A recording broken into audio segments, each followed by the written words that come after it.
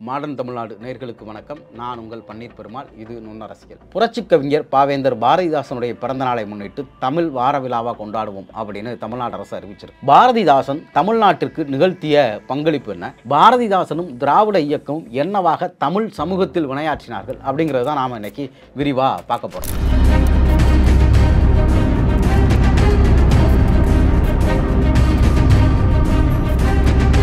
பாரதிதாசனை பொறுத்த வரைக்கும் அவர் ஆரம்ப காலத்தில் மிக தீவிரமான பாரதியை பின்பற்றக்கூடியவராக இருந்திருக்கிறார். பாரதி மட்டுமில்ல, திலகர், வாவேசு ஐயர், இப்படி இந்தியாவுடைய விடுதலை இயக்கத்தில், தேசிய இயக்கத்தில் தீவிர குழுக்களாக இருந்தவங்களோட தொடர்பில் இருந்திருக்கிறார். ஆஸ்துரையுடைய கொலை வழக்கில் வாஞ்சிநாதனுடைய சகாக்களை காப்பாற்றி கொண்டு போகிற அளவுக்கும் அவர் தீவிரமாகவே இயங்கியிருக்காரு. ஆனால் அதே காலகட்டத்தில் தீவிரமாக பக்தி மார்க்கத்தை பின்பற்றக்கூடியவராகவும் பாரதியாரை பின்பற்றக்கூடியவராகவும் அவர் இயங்குகிறார். வாவேசு ஐயரோட அந்த அளவுக்கு பின்பற்றக்கூடிய அவர் தான் பிற்காலத்தில் ரொம்ப தீவிரமா சேரன் மகாதேவி குருகுல போராட்டத்தை மையமாக வச்சு அதே வாவேசு ஐயரை விமர்சிச்சும் பாடல்கள் எழுதியிருக்கிறார். தன்னை பத்தி அவரே இதெல்லாம் சொல்றார். இது ஒன்றும் புதிதா ஆய்வு செய்து கண்டுபிடிக்க வேண்டிய விஷயமே கிடையாது. அவரை பத்தியான கவிதைகளை என்ன சொல்றார் அப்படின்னா, 30 ஆண்டுகள் வரைக்கும் நான் எழுதியதெல்லாம் என்ன, கடவுள் இதுதான் என்று மக்களுக்கு காட்டி அவன் அருள் துய்ப்பீர் அப்படின்னு தான் நான் எழுதினேன் அப்படின்னு அவர் பாடுறார். 1922 வர்ணாசிரமத்தை ஆதரித்து எழுதின அதே பாரதிதாசன் தான் 1928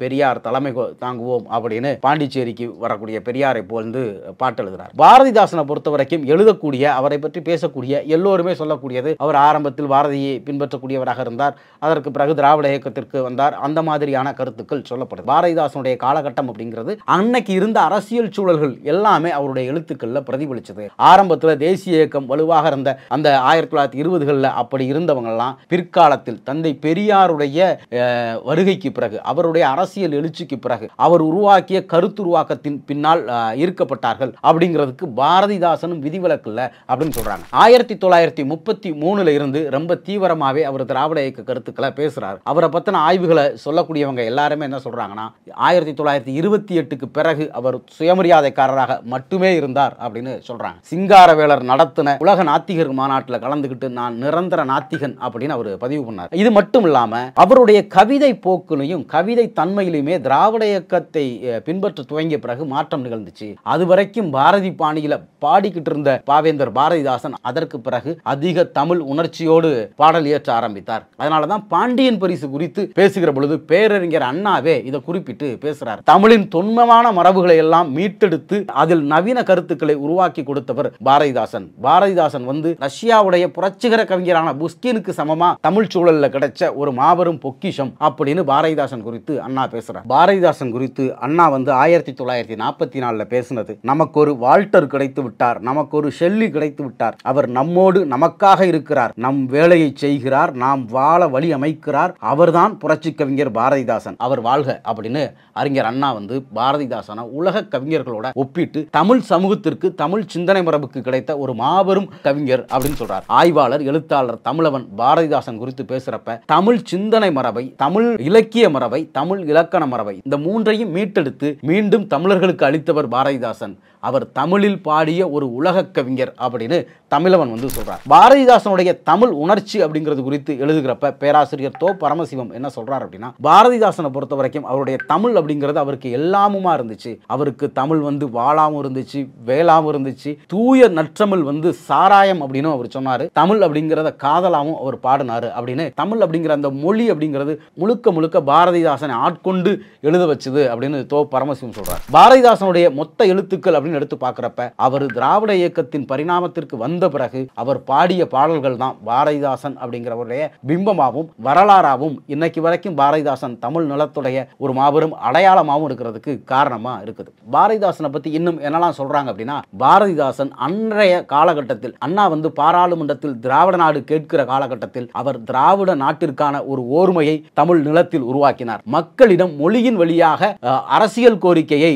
பரப்பியவர் பாரதிதாசன் அப்படின்னு சொல்றாங்க. இது மட்டும் இல்லாம தமிழ் இலக்கியம் அப்படிங்கிறது சங்க காலத்தில் ஒரு பொதுமையான இலக்கியமா, மதச்சார்பற்ற இலக்கியமா, எல்லோருக்கும் எல்லாம் அப்படிங்கிற கருத்துடைய இலக்கியமா இருந்துச்சு. பிற்காலத்தில் அது பக்தி இலக்கியங்களால் சூழப்பட்டு இருந்துச்சு. அப்படி தமிழ் மரபை ஆதி காலத்தில் இருந்த அதே முழுமையான பகுத்தறிவு தமிழ் கவிதைகளை படைத்தவர் பாரதிதாசன். பாரதிதாசனுடைய காலகட்டம் அப்படிங்கிறது சைவ சபைகள், சில தமிழ் அறிஞர்கள் சைவ சார்புடையவர்கள், இப்படி சமய சார்புடைய தமிழ் உருவாகுவதற்கான எல்லா சூழலும் இருந்த காலகட்டத்தில் தனித்து நின்று தமிழை ஒரு மதச்சார்பற்ற நீண்ட நெடிய பாரம்பரியம் கொண்ட அறிவு மரபாக முன்வைச்சவர் பாரதிதாசன்.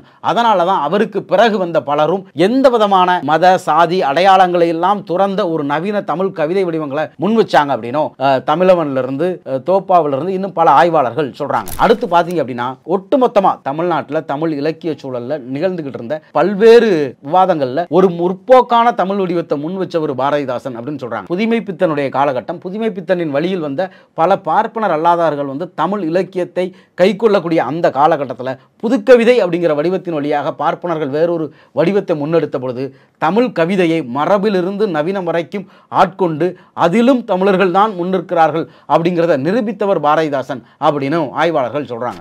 பாரதிதாசனை பொறுத்த வரைக்கும் பகுத்தறிவு சிந்தனை அதை எல்லாவற்றையும் தாண்டியும் தனித்து மிளறக்கூடிய ஒரு கவிஞனாகவும் இருந்தார் அப்படின்னு வந்து ஆய்வாளர்கள் சொல்றாங்க.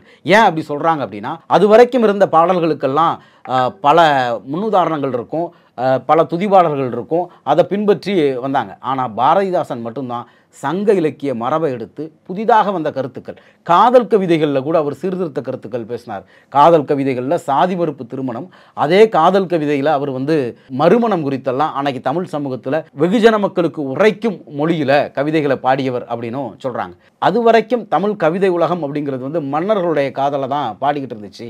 ஆனால் நேரடியாக மக்களுடைய காதலையும் பாடினது பாரதிதாசனுடைய கவிதைகள் அப்படின்னு சொல்றாங்க. அடுத்து இன்னொன்று, பாரதிதாசன் திராவிட இயக்கத்தின் மிக முக்கியமான கொள்கையான மாநில உரிமை, மொழிப்பற்று, இந்தி எதிர்ப்பு, தமிழர்களுடைய விடுதலை, இதை எல்லா கருத்துக்களோடு சேர்த்து அவர் புதிதாக பல வடிவங்களையும் முன்வச்சாரு. 2000 ஆண்டு கால தமிழ் மொழி வளத்தை எடுத்து 20ஆம் நூற்றாண்டில் உருவாகின புத்தொழி இயக்கம், மறுமலர்ச்சி இயக்கம் என்று உலகம் முழுக்க சொல்லப்பட்ட இயக்கங்களின் தாக்கங்களிலும் அந்த எந்த இயக்கங்களின் தாக்கமும் இல்லாமல் ஒரு சுயம்புவாக உருவாகின தமிழ்நாட்டின் சுயமரியாதை இயக்கத்தின் கருத்துக்களையும் சேர்த்து ஒரு தமிழர்கள் ஒரே நாடு, ஒரே மொழி, ஒரே இனம், சாதி பேதமற்ற ஒரு ஆதி தமிழ் சமூகம் அப்படிங்கிற எல்லாவற்றையும் முன்வைத்த அவருடைய படைப்புகள் அப்படிங்கிறது திராவிட இயக்க கருத்துக்களால் அவருக்கு உருவாகின விளைச்சல் அப்படின்னு அவரை குறித்தான பல ஆய்வாளர்கள் சொல்கிறாங்க. ஒரு படைப்பாளிக்கு அவர் சார்ந்த அரசியல் கருத்துக்கள் அப்படிங்கிறது அவருடைய படைப்புகளையே மாற்றும் அப்படிங்கிறதுக்கு மிக முக்கியமான உதாரணமாக பாவேந்தர் பாரதிதாசன் இருக்கிறார். அவர் பாடிய தமிழ்நாடு குறித்தான பாடல்களும் தமிழ்நாட்டுடைய சீர்திருத்த கருத்துக்களும் அப்படிங்கிறது